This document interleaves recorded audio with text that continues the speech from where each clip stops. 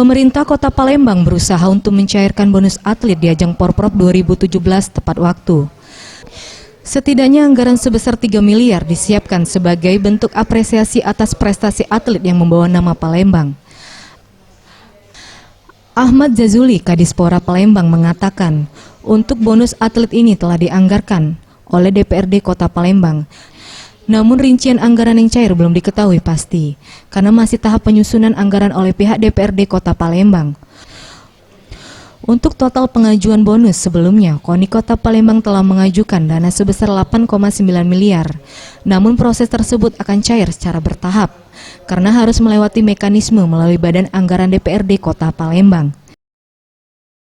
Kalau memang keuangan anggaran pemerintah Kota Palembang memungkinkan, itu insya Allah kita bisa support.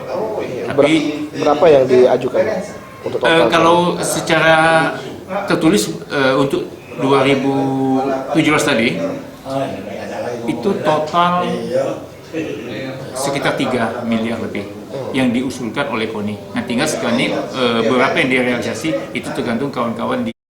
Ia memastikan bonus atlet tersebut akan cair di tahun ini dan program berkelanjutan Palembang Unggul untuk para atlet muda yang berlaga di ajang Porprov 2019 di Prabu Muli. Tim Liputan Sriwijaya TV.